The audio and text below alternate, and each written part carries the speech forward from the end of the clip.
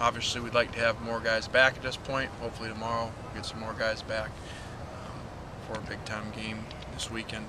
Very excited as we get closer to this game for our players and for our crowd to be on this type of stage. And I know the place will be rocking and be a very exciting day for us. Coming into the year, we didn't think you'd be involved in a lot of national high-profile games, but now that you are, I mean, how good does it feel to be in this type of a game? Well, it feels good. We felt we'd be in a lot of them. Maybe you didn't, but unfortunately, we blew 2 of them right there at the end, and otherwise we'd be sitting 7-0 today.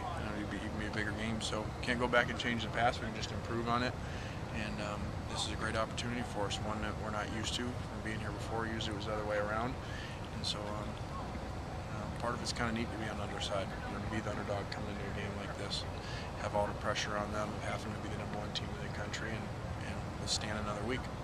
People seem to think that on offense you need to slow the game down against Oregon, keep their offense off the field or whatever, but people have tried that and it hasn't worked. I mean, they're near the bottom of the nation in time of possession. How do you approach this game from an offensive standpoint as far as your own tempo?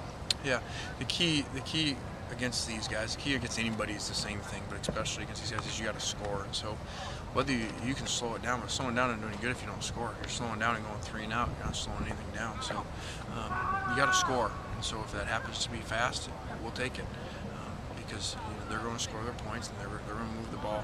And you've got to find a way to score regardless of how long or how fast it is. And then you got to find a way to avoid the turnovers. I think they've forced 24 turnovers this season already. Are you surprised how good they are? They lose their quarterback and all the other kind of stuff. Maybe nobody pegged them at 7-0. Yeah, I think as we go back to Pac-10 media days and the voting came out and they were barely #1 at USC, and the questions came out, well, they lost their quarterback and everything. Well, they're still Pac-10 champs, and I've always thought until you lose that, you're still the champs. And they had a great team last year. Beat us up and down the field last year here. So one player doesn't make that much difference, especially when the other one comes in and is playing better than that guy. So I think that says a lot about their staff, to be able to replace a quarterback that everybody thought, well, now they're not going to be as good, and they just bring in another guy. And if you go over since Chip's been there, it doesn't seem to matter who's there. They just plug another quarterback in the system and score 50 points on people. With the #1 team going down in the nation 3 weeks in a row, do you use that as motivation at all, or you not even bring it up? No, I don't think it has any relevance to us. I do think that it speaks volumes about how hard it is to be on top and stay up there. And I think back to being fortunate to be here before.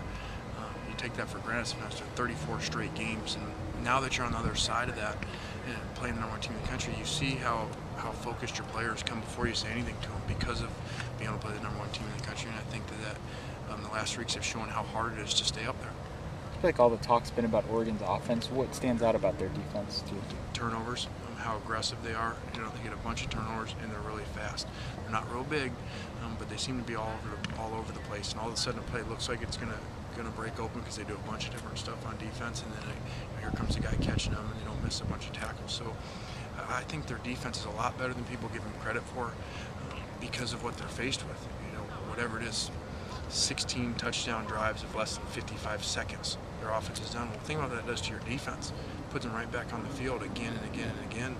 And their defense has been able to make a bunch of plays.